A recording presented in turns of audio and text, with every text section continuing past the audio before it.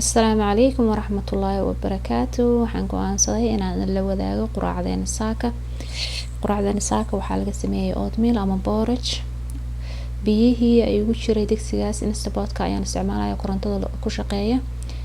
Oatmealkii iyo chia seeds ayaan ku daray. Chia seedska waa 3 qaado oo qaadada waaweyn oo cuntada iyo in yar oo cusbo ah. Cusbada waa ka dhaafi kartaa haddaad rabto. Sokor ayaan ku daray 3 qaado ah. Daboolka ayaan saarayaa. Digsigan aad dhaqso ayuu wax kariyaa marka waqti dheer ma qaadanayo. 2 daqiiqo oo kaliya ayaan gelinayaa.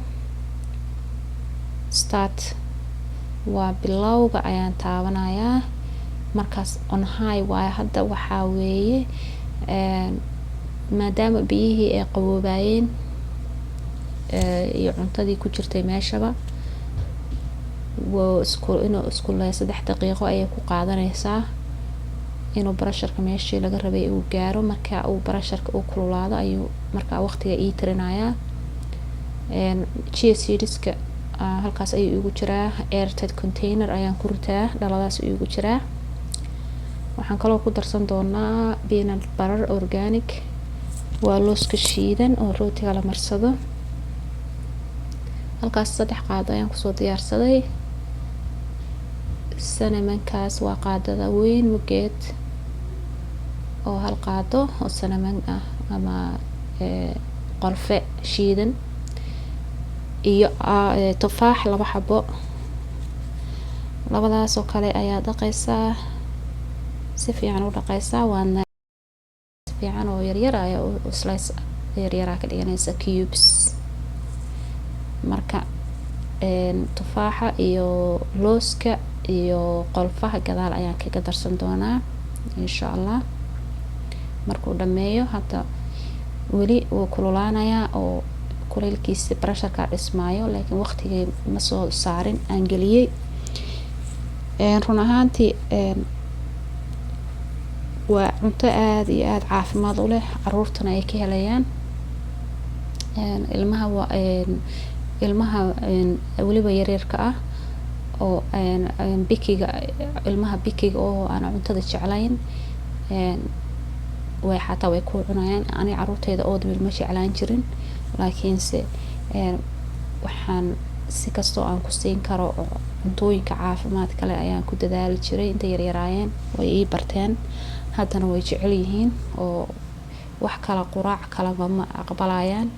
Aniga ma jeclay cuntooyinka especially processed oo ku jira baakada sida cerealka oo kale iyo rootiga ismariska ah ma jeclay inaan caruurta siiyo run ahaantii.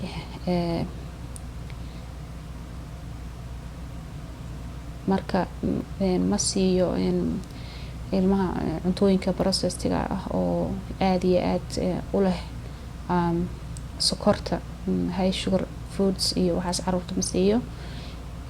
Cuntooyinkan ilmaha aad iyo aad waxay ugu leedahay nafaqana way siinaysaa.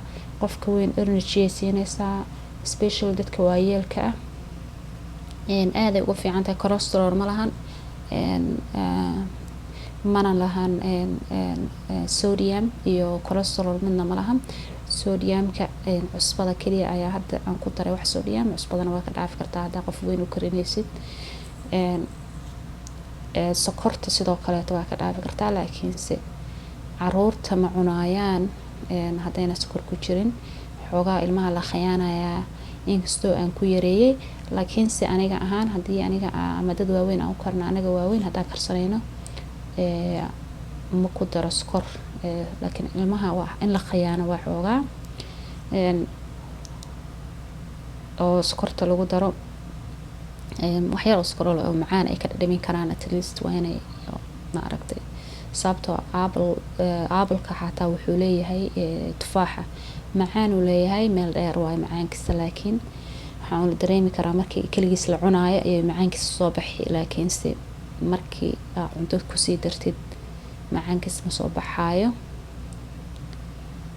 awal beeris ayaan ugu dardari jiray caruurta laakiin hadda waxaa marka this is their favorite hadda midkaan ay ugu jecel yihiin marka lagu daro apples iyo cinnamonka marka lagu daro ay ugu jecel yihiin iyo peanut butterka combinationkaas ay ugu jecel yihiin hadda noocan saaka aan karinayo oftanna waqtiga inta ugu badanna kanaan kariyaa runtii haddii oatmeal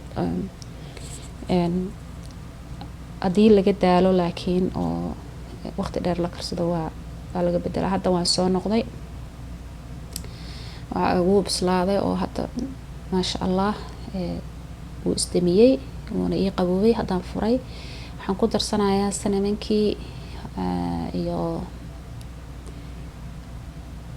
tufaaxii iyo looska shiidnaa ayaan ku darayaa hadda. marka waa aad iyo aad cunto u sareyso aad nafaqana leh. si fiican ayaan isku dhex gelinayaa. welina way kulushaa cuntada oo sidii weli wuu karkarisan yahay oo aad u kulul yahay oo kulaylka yarka ahaaba anfacaya inaad karisid oo mar labaad aad karisid ma u baahna runtii. cuntadan aad ay caafimaad u leedahay, hala tijaabiyo, ilmahana ha looga faa'iideeyo. sokorta especially subaxii cuntooyinka processed-ga uma fiicno ilmaha sida cereal-ka kaleeto ku waalanayaan sokortooda hoos u dhacayso. sidaa ayay kusoo baxday aa ujeedaan. lagama sheekeyn karo carafta iyo macnaha dhadhankeeda waa caadi ma aha. in yar oo cinnamon korka kaga darsada ani wax walba korka inaan cinnamon kaga daraan jeclahay. cinnamonka is my favorite. caraftiisaan jeclahay caafimaadka kasoo koow caraftiisana waa ka helaa runtii. in yaraan korka kaga daray. quraacdan isaanaysaa kusoo baxday looga faa'iideeyo reerka familiga, waalidka, caruurta, qof walba ha looga faa'iideeyo, ha loo koriyo especially qofkii waalidkiisa uu joogo oo haysto waalidkiisa la joogo ha uga faa'iideeyo.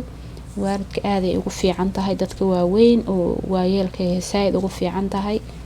caruurta oo fiican tahay. dadka shaqeeyo oo shaqada subaxii markaad ka lahaysoo kaleeto waqti dheer kaama qaadanayso. digsigan inaad ku kariso uma baahnid. apple iskaadoo kuusii jarjaran oo subaxii taas sii jarjaratay aad meel sii gashatay iyo intaadba ilkaha rumaysanayso oo isdiyaarinayso shaqada waa boobsiin kartaa runtii. digsi yaraa dab ku saaran kartaa in yaroo biyo ah hadaa qof kaligiisoo shaqeeya aad tahay. waa mahadsantihiin daawashadiina. assalaamu calaykum waraxmatullaahi wabarakaatu.